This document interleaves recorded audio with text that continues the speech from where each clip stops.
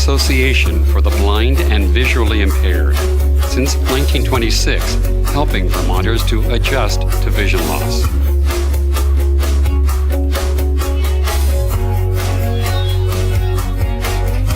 You're not off the hook. You still have to be a husband or a wife, son or father. You still have to earn a living. That's why we have the VABVI, so we can get out there and be independent, get jobs and work. There are so many more things that you've got to do in life. The only thing you can't do is see them. But you can hear them, you can touch them, you can smell them. If you have any dreams and aspirations, you better get going with life because you don't want to waste another minute. My name is Nancy Lanou, and I'm Bob's wife, and we've been married for 39 years, and we had a great wedding and a bathtub full of wine. Yep. My name is Jerry Rounds. I'm 76 years old. My name is Alma Rounds. We've been married for 55 years. And I have a vision problem. Adjusting to vision loss. I became blind in 2001. I have diabetic retinopathy. Trauma, physical and social. I was in the kitchen of my, I teach culinary arts and have a commercial kitchen. And of course the students are always proud of their finished products. And so this one student was in the bake shop that day, and I was standing out in the middle of the kitchen with my outfit on, and she comes over and says, Chef, you've got to taste this cake. You've got to, it's fantastic. And I said, well, of course. And I took a big mouthful with a smile on my face.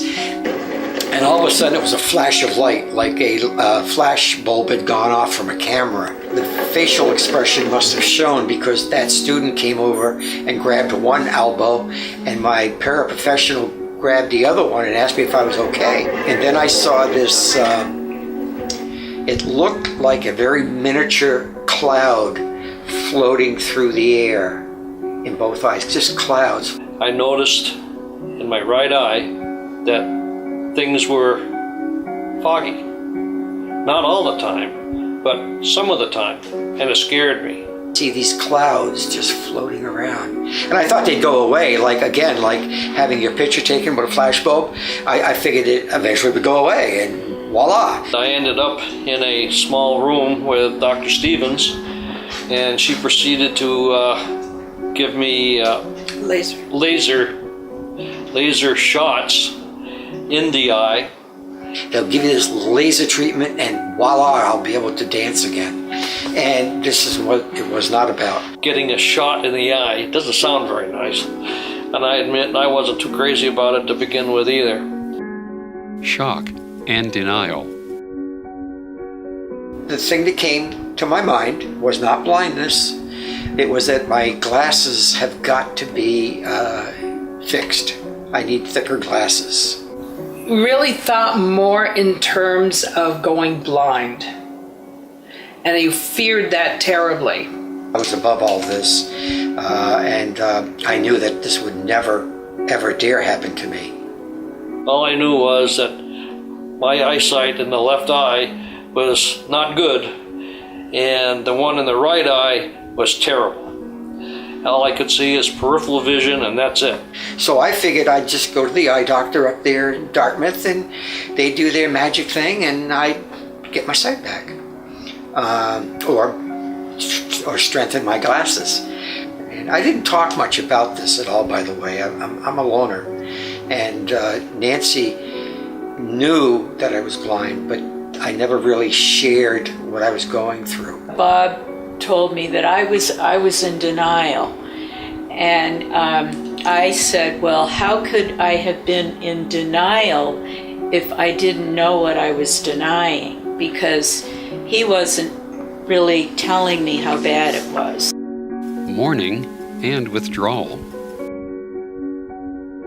And when the doctor finally got to me, he was sitting right beside me, and he was talking about the shots and so on, and I says, tell me, have I got to do this for the rest of my life? He said, unfortunately, yes. Then I realized what he was saying, that it wasn't going to be any miracle. He wasn't going to touch my eyes and go, you're all healed. And Nancy was waiting out in the waiting room for me, waiting to hear the good news about me becoming better. And I went out and I sat down beside her, and we were the last patients of the day, so it was just she and I out there. All the office staff had gone, very, very quiet. And I told her, I says, I'm blind. This is the way it is. And I started crying. And I kept coming home and being quiet and very feeling sorry for myself. I really did. I didn't want people to see me. So I was still in denial, I guess, because I wanted to be the normal person. I wanted to be in the middle of a crowd that nobody knew. And so I started really feeling sorry for myself a lot. And I guess it really showed. And I just sort of slogged along with him, and I didn't get my head out of the sand to confront him or say stop or anything like that. Being at home alone is where I wanted to be, because I could hide on the couch. This couch became a friend of mine. I could talk on the phone. I could sit here. If I turned the TV on, nobody was around to see me sit real close to it. So nobody really saw my blindness. I was really worried about it, because if I couldn't read, what was I going to do? I call myself stupid a lot. Well, it has nothing to do with being intellectual or not. It has to do with vision. Succumbing and depression. I tried to read my lesson plans. I tried to read my notebook that I was going to talk from. Then I noticed I couldn't do it. Not good enough to drive, because I can't see distance that well, and things have a tendency to be a little foggy. Very, very depressing, because I've always looked at myself as a great teacher, and not being able to perform the tasks that the students deserved. So this is very, very depressing, and it brought me down. I felt it brought me down to the level that was below the students. I had the knowledge, but I couldn't perform. One of the problems I had, if I was alone in the house, I couldn't operate the microwave. I couldn't cook meals or anything else. I gave up a beautiful job. I gave up my students. My wife has to work harder. And I can't read a book now, or I can't even read a newspaper. I just can't. The print is too small on newspapers, and they're too light to begin with. Reassessment and reaffirmation. And going out in the public, I didn't have the white cane yet. I didn't know about how to step down off a curb yet. So my daughter was the one that noticed it the most. And Ira, through the VABVI, spoke at a senior center, and my daughter says, "Hey, everything that he's saying is my dad." And sat down and told me what she had heard that day. So she said, "Well, why don't you call them? You know, there are things that you can do. There's equipment you can use that will help you be able to do things that you did in the past." So I says, "Okay, Heather, okay, call them. If it's gonna make you happy, call them. We'll set up an appointment." So she says to me, "Dad, whoa, Dad, I'm not blind. You are. You're the one that needs the help, Dad, not me. And it's not making me happy. It's what's gonna make you happy." She says, "I've got the number right here." She says, "I'll write it larger for you if you'd like." So I did. She did. And I called. I talked to Nancy a little bit about it. What she thought a little bit about this guy that I never heard of. I was thinking of this, I didn't know what he was. I figured he might be a flower child for all I know. Talking about blindness for seniors. I didn't know he was an educator is what I'm saying. I thought he was just a speaker. And I did call, and Ira did come up. And he started asking me about my blindness, and he was asking me things that nobody else had ever asked me. Melinda Underwood came to our house, sat down with him with her big bag of goodies, and she showed him the thing you put on your head that you can bring down with the lights and the magnifiers and all of these good things. Ooh, I can see better. And after 2.5 hours, when she left our house, he was no longer going blind. He was now visually impaired, but had ways around some of his problems. And that was day one. That was the greatest. Coping and mobilization.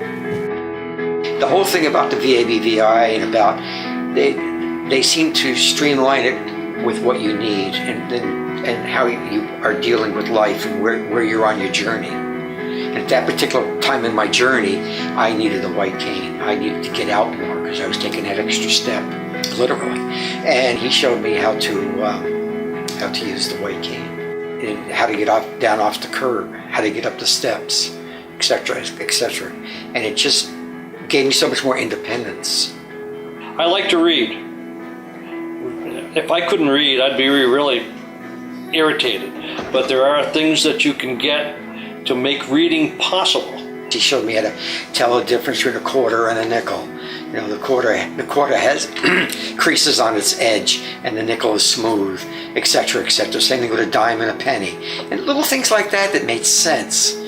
And I think that's where I got to like the learning part of blindness. Well, there are a lot of tricks and things that people don't really probably think about until it happens to you. We actually have a little dog who is his lifeline. They get along beautifully, but he sits on her. So we put on a little penny, one of those orange pennies that you wear. There are things you can do in your house that give you problems. It is to see what I can do in the house. It's not what I can't do, it's what I can do. I can do the dishes. I can do the pots and pans, the dishwasher, fill it, empty it. I can do the laundry. I try to find a way around a problem. There is no problem that we can't work around somewhat. So that's what I do to help him out. We problem solved it by putting cute little stickers around, you know. And so things like that. There's one of those little dots on the keyboard. I'm in the key slot to get back into the house, and I could feel it with my finger, take the key out of my pocket and guide it into the key lock and get back into the house. Without that, I'd be outside all the time because I couldn't get back into the house. I'm going to have to remove that little thing. We bought a bottle of mouthwash and we bought a bottle of hand soap. Well, they went into the medicine cabinet in the upstairs bathroom. They were both blue. Unfortunately, both bottles are about the same size. Both bottles have the same color. However, they taste different, something terrible. And fortunately, I didn't swallow anything, but boy, did I taste it for an hour afterwards. And I heard about it for an hour afterwards. And now I suggest, if you're going to have these bottles for whatever, either put something on there in writing that you can read, or because I couldn't read the labels, which I guarantee you I'll never do that again. The encouragement of getting out there and doing things, like she encouraged me to take the walk I take every day. If this happens to you, just contact someone like the Vermont Association for the Blind and Vision Impaired, and you'll be amazed how much help they could be. I know I was. Plus the adaptive equipment that Ira was showing me how to use. Those two things just made me want to live again, be out there and be part of the society, and be part of the outdoors. Self-acceptance and self-esteem. It's very important to stay active in life, physically and mentally. You just can't become a mushroom. It's not a lot of fun, but it can be done. It's manageable. And yes, manageable is a good word. It can be manageable. A lot of people that I've met, and this is not me, have a difficult time accepting help, accepting somebody to help you across the street, accepting that you are blind and you do need help. I accept all the help I can get. And I'm 76 years old, and it wasn't great to hear. And he said, I'm how glad. do you feel He said, about yeah, that? How do you feel? And I said, what's my alternative? And he said, I'm glad to hear you say that.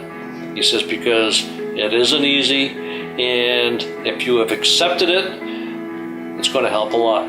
My idea of life after that was to be as normal as possible.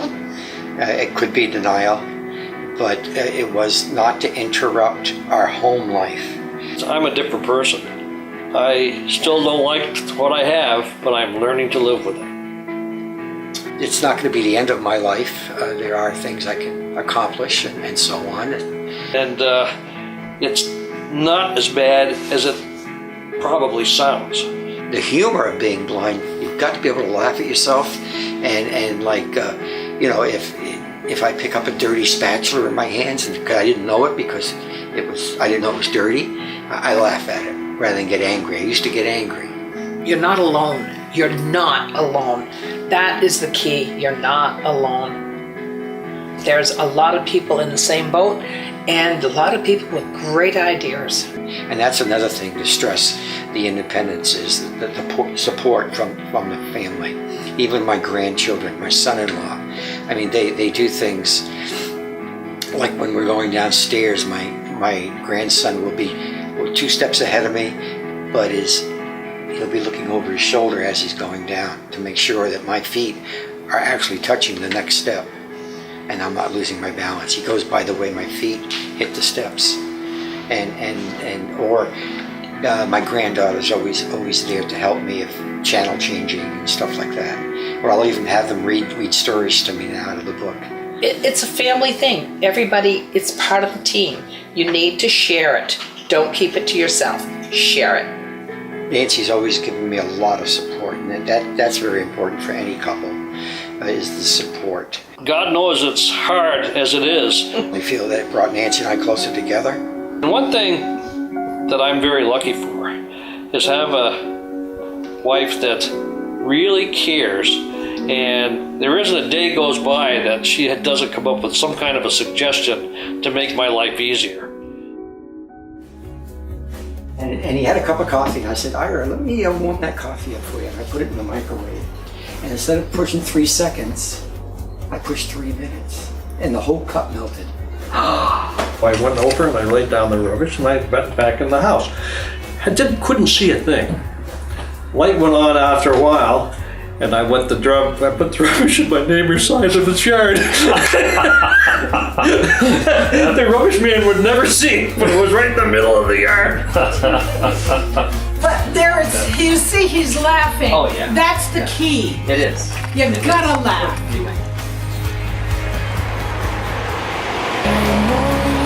Make me see with your eyes, pointless at a glance, colorful through the eyes of love. Make me see. That's my favorite. Pointless at a glance, colorful through the eyes of love. If you or a loved one needs assistance coping with vision loss, contact the Vermont Association for the Blind and Visually Impaired, 802-863-1358. Or to learn more, go to our website, www.vabvi.org. Adjusting to Vision Loss, produced by the Vermont Association for the Blind and Visually Impaired, directed by Dan Norris and Mike Quinlan. Narrated by Roy Lloyd. Videography and editing by Mike Quinlan.